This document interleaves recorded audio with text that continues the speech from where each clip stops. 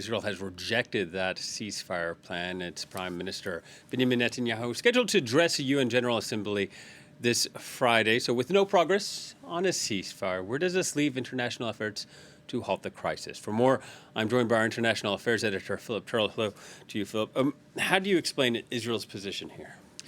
I think there are several reasons that you can evoke to explain this. First of all, I think we need to have a look at what is being asked for by the international community. They put forward this ceasefire plan, which has been proposed by the United States, the European Union, and 10 other states. It was almost also backed by Sir Keir Starmer, the British Prime Minister, earlier today. He's due to meet Donald Trump later today. But what it's basically calling for is a 21-day ceasefire, which would take immediate effect across the Israel-Lebanon border to allow space for diplomacy to try to work out a long-term solution and to give all parties in this standoff, Israel, Hezbollah, even Hamas, a real chance to reach diplomatic settlements.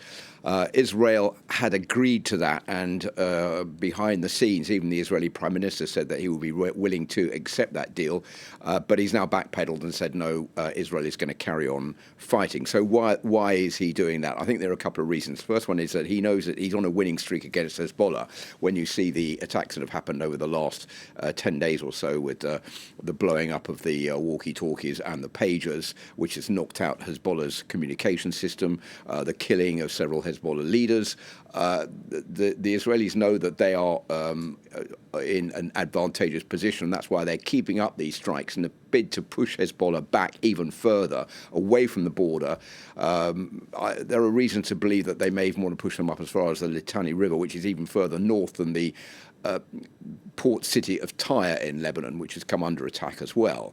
So that's one of the reasons. The second reason is that Benjamin Netanyahu is under pressure from his far-right support in the Israeli government not to agree to a ceasefire, either a ceasefire in the Gaza Strip or a ceasefire concerning Hezbollah, because they want this confrontation to continue to basically do as much as they can to wipe out Hezbollah. He doesn't want to lose his position as Prime Minister, so that's why he's going in that direction. And the third point that he said all the way down the line is that he wants the 60,000 or so Israeli citizens in northern Israel to be able to return home. They've evacuated that area as a result of the shelling by Hezbollah. That's also his main aim. So I think it's a three-point reason for the Israeli Prime Minister to refuse this ceasefire deal.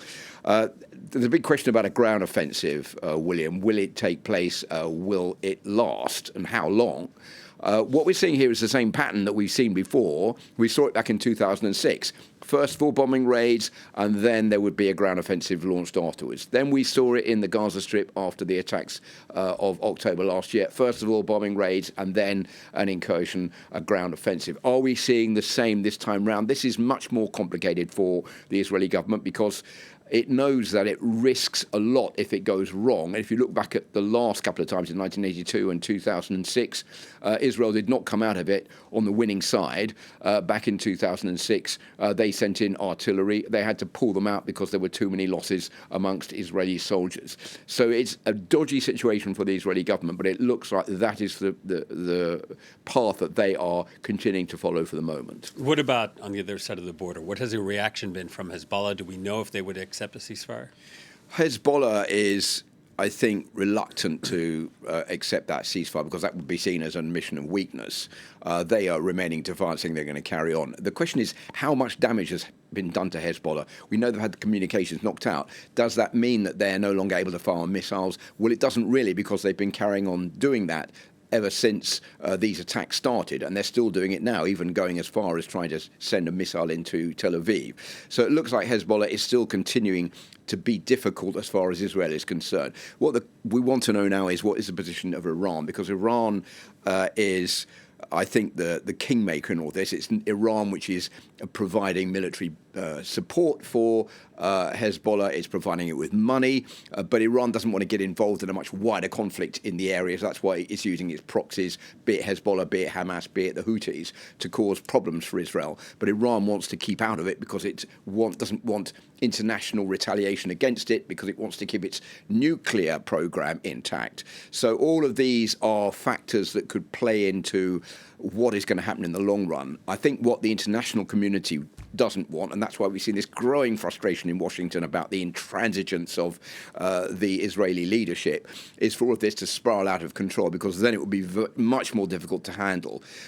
For the moment, it seems pretty difficult, that almost impossible to rein in the Israeli Prime Minister. All right. Thank you very much, Philip Turle, our international affairs editor.